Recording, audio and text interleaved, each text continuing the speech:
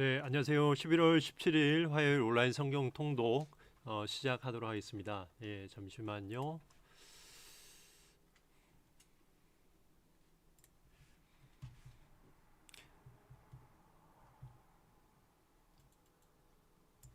예, 됐습니다. 기도하겠습니다. 하나님 아버지 감사합니다. 오늘 귀한 하나님의 말씀 앞으로 저희를 인도하여 주시니 감사합니다. 하나님 말씀을 통해서 더욱더 하나님을 알아가고 또 하나님을 경험하며 주님을 신뢰할 수 있도록 도와주옵소서. 예수님의 이름으로 기도드립니다. 아멘.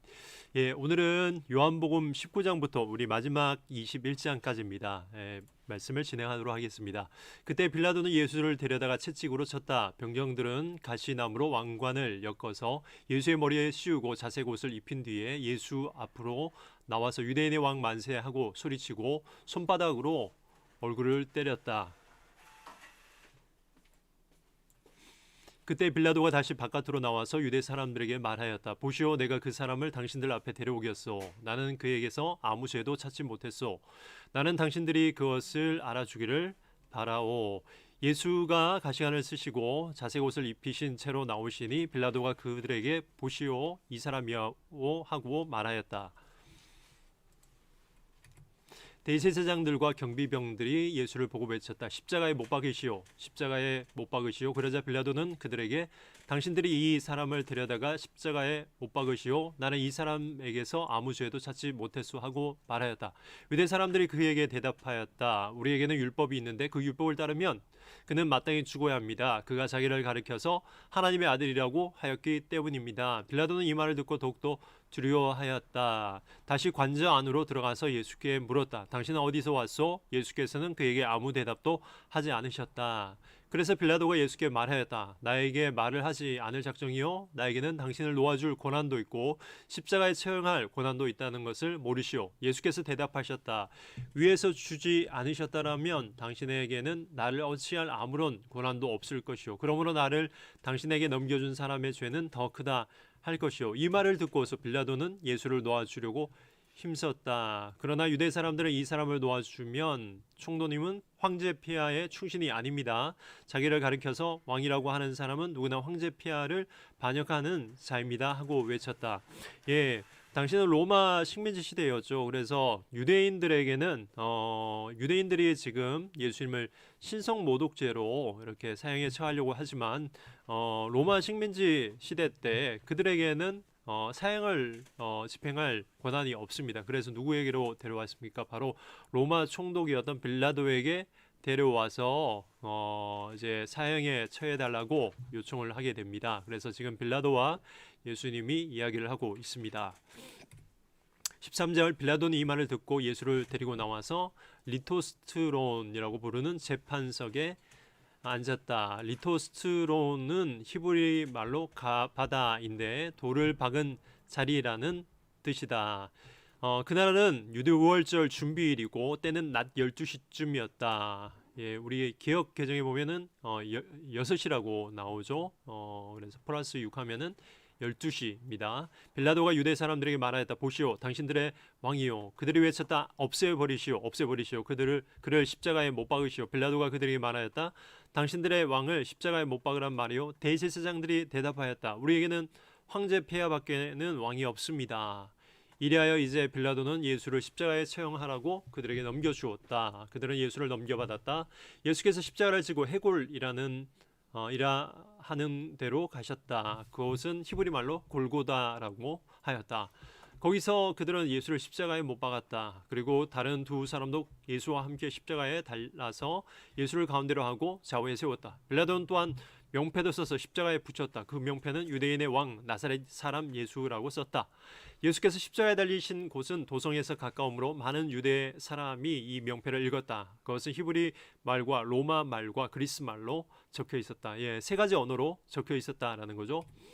유대 사람들의 대제사장들이 빌라도에게 말하기를 유대인의 왕이라고 쓰지 말고 자칭 유대인의 왕이라고 쓰십시오 하였으나 빌라도는 나는 쓸 것을 썼다 하고 대답하였다. 병정들이 예수를 십자가에 못 박은 뒤에 그의 옷을 가져다가 네 몫으로 나누어서 한 사람이 한 몫씩 차지하였다. 그리고 속옷은 이음새 없이 위에서 아래까지 통째로 짠 것이므로 그들은 서로 말하기를 이것은 찢지 말고 누가 차지할지 제위를 뽑자 하였다. 이는 그들이 나의 겉옷을 서로 나누어 가지고 나의 속옷을 놓고서는 제위를 뽑았다 하는 성경 말씀이 이루어지게 하려는 것이다. 구약 성경에서 예수님에 대해서 언급한 바로 이 말씀을 이루어지게 하기 위해서 하나님께서 이렇게 하셨다는 거죠.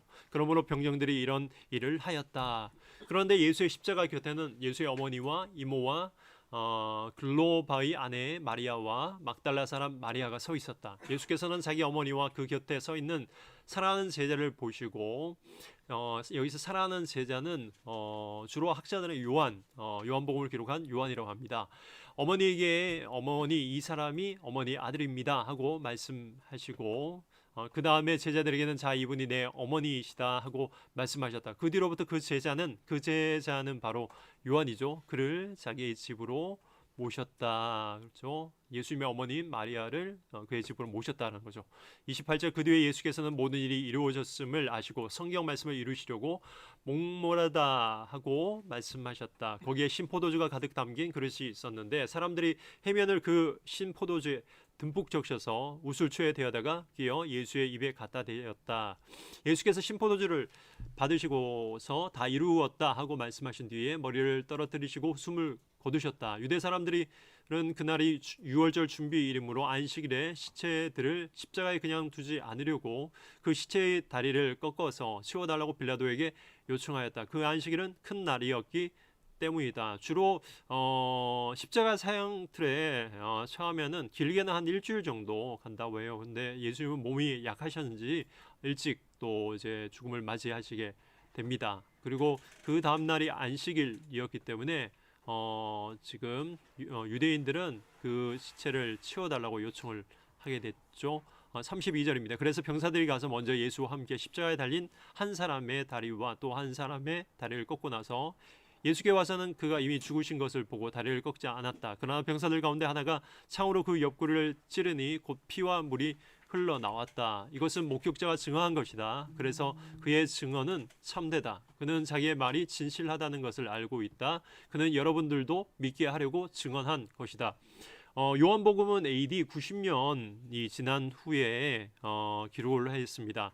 사복음서 중에서 가장 늦게 기록을 하기 때문에 당시는 이미 다른 제자들은 아마 다 죽었고 사도 요한이 참 오랫동안 살면서 또 교회 공동체를 또 이끌면서 여러 많은 또 신학들을 정립한 다음에 이 요한복음을 적었기 때문에 요한복음은 참 신학적인 의미들이 메시지들이 참 많이 있습니다.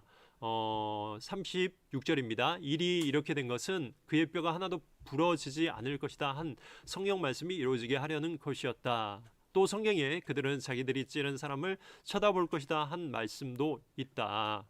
그 뒤에 아리마대 사람 요셉이 예수의 시신을 거두게 하여 달라고 빌라도에게 청하였다. 그는 예수의 제자인데 유대 사람이 무서워서 그것을 숨기고 있었다. 빌라도가 허락하니 그는 가서 예수의 시신을 내렸다. 또 전에 예수를 밤중에 찾아간 니고데모도 모략에 침향을 섞은 것을 100근쯤 가지고 왔다. 니고데모는 3장에 요한복음 3장에 나오죠.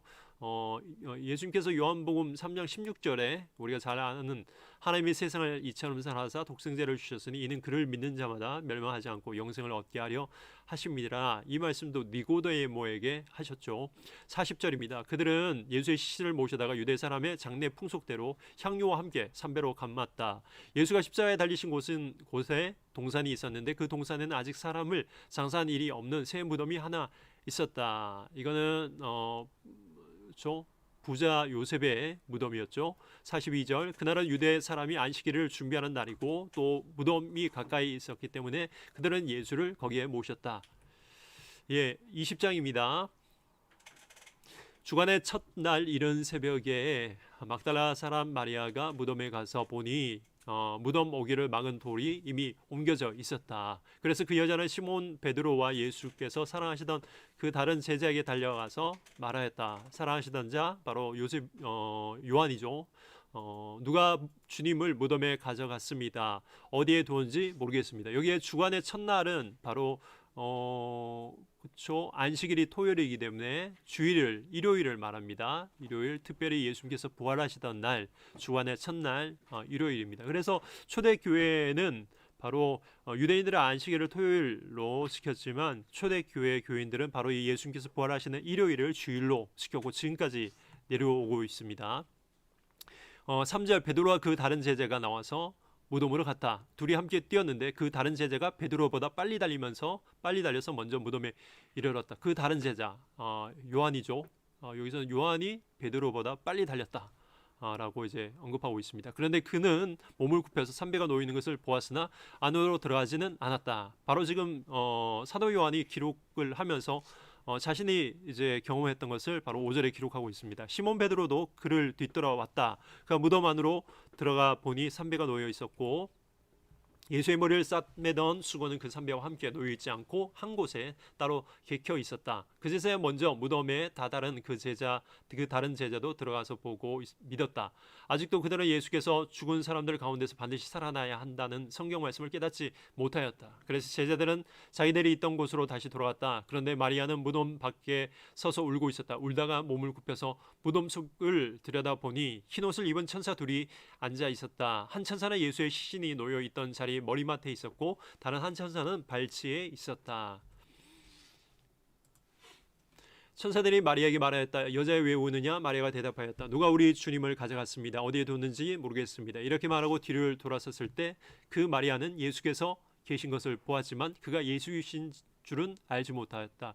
여기서 보면 마리아가 제일 먼저 예수님의 부활 후에 예수님을 만나게 되죠. 예수께서 마리아에게 말씀하셨다. 여자여 왜 울고 있느냐? 누구를 찾느냐? 마리아는 그가 동산지기인 줄 알고 여보세요, 당신이 그를 옮겨 놓았거든. 어디에다 두었는지를 내게 말해 주세요. 내가 그를 모셔가겠습니다 하고 말하였다. 예수께서 마리아야 하고 부르셨다. 마리아가 돌아서서 히브리 말로 라브니, 랍비죠 하고 불렀다. 그것은 선생님이라는 뜻이다. 예수께서 마리아에게 말씀하셨다. 내게 손을 대지 말아라. 내가 아직 아버지께로 올라가지 않았다. 이제 내 형제들에게로 가서 이르기를 내가 나의 아버지 곧 너희의 아버지 나의 하나님 곧 너희의 하나님께로 올라간다고 말하여라. 막달라 사람 마리아는 제자들에게 가서 자기가 주님을 보았다는 것과 주님께서 자기의 이런 말씀을 하셨다는 것을 전하였다. 그날 곧 주간의 첫날 저녁에 제자들의 유대 사람들이 무서워서 그렇죠. 안식일에는 예수님께서 안식일 전날 전에 금요일 날 이제 죽음을 맞이하셨고 3일 만에 일요일 날 부활하셨는데 안식일 날은 사람들이 특별히 유대인들이 누구를 잡거나 하지 못합니다. 그래서 안식일 날은 괜찮았는데 일요일이 되니까 그들에게 두려움이 찾아왔습니다. 왜냐하면은 예수님을 못 받게 넘겨주었던 유대인들이 자신들도 잡으러 올 줄 알고 이제 일요일이 됐을 때 그들은 두려워서 문을 모두 닫아 걸고 있었다는 거죠. 그때 누가 오십니까? 예수님께서 와서 말씀하십니다. 샬롬, 너에게 평화가 있기를 하고 인사말을 하였다. 이 말씀을 하시고 나서 두 손과 옆구리를 그들에게 보여주셨다. 제자들은 주님을 보고 이제 기뻐하고 주님인 줄 알았다는 거죠. 예수께서 다시 그들에게 말씀하셨다. 너에게 평화가 있기를 빈다. 아버지께서 나를 보내신 것 같이 나도 너희를 보낸다. 이렇게 말씀하신 다음에 그들에게 숨을 불어넣으시고 말씀하셨다. 성령을 받으라. 하나님께서 창세기 2장에서 사람을 손으로 빚으신 다음에 그 코에 생기를 불어넣으셨잖아요. 근데 죄를 범함으로 하나님이 떠나셨지만 다시 성령께서 그들에게 오신 사건, 다시 창세기 2장에 하나님의 형상대로 회복하시는 그 사건이 바로 22절에 나옵니다.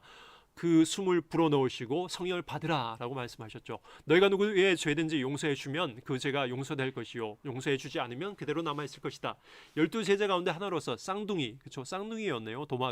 도마는 예수께서 오셨을 때 그들과 함께 있지 않았다. 다른 제자들이 그에게 우리는 주님을 보았소 하고 말하였다. 도마는 그들에게 말하죠. 나는 내 눈으로 그의 손에 있는 못자국을 보고 내 손가락을 그 못자국에 넣어보고 또 내 손을 그의 옆구리에 넣어보지 않고서는 믿지 못하겠소 하고 말하였다. 8일 뒤에 제자들이 다시 집안에 모였는데 도마도 함께 있었다는 거죠. 문이 잠겨 있었으나 예수께서 와서 그들에게로 들어오셔서 너에게 평화가 있기를 하고 다시 인사를 하셨죠. 그리고 나서 도마에게 말씀하셨습니다. 내 손가락을 이리 내밀어서 내 손을 만져보고 내 손을 내 옆구리에 넣어보라. 그래서 의심을 떨쳐버리고 믿음을 가져라. 도마가 예수께 대답하기를 나의 주님 나의 하나님 하니 예수께서 도마에게 말씀하셨다. 너는 나를 보았기 때문에 믿느냐? 나를 보지 않고도 믿는 사람은 복이 있다. 예수께서는 제자들 앞에서 이 책에 기록하지 않은 다른 표징들도 많이 행하셨다. 그런데 여기에 이것이나마 기록한 목적은 여러분으로 하여금 예수가 그리스도요 하나님의 아들이심을 믿게 하고 또 그렇게 믿어서 그의 이름으로 생명을 얻게 하려는 것이다. 이것을 AD 90년도에 기록을 하고 초대교회 요한 공동체 교회 사람들에게 성도들에게 이 말을 전했다라는 것입니다. 21장이 있는데 21장은 디베라 바다에서 다시 7명의 제자들과 물고기를 잡고 갔는데 그곳에서 예수님을 만났던 장면, 다시 그 중에서 베드로를 만나셨고 그에게 다시 사명을 주고 용서하시고 다시 주님께서 만나신 그 장면을 마무리로 요한복음은 마무리를 하고 있습니다. 예, 요한복음 21장은 여러분들 과제로 읽어주시고요. 계속해서 내일 본문도 우리 유튜브 채널로 올려놓겠습니다. 여러분들 계속해서 읽으시고 이번 주 목요일 날 다시 뵙도록 하겠습니다. 감사합니다. 수고하셨습니다.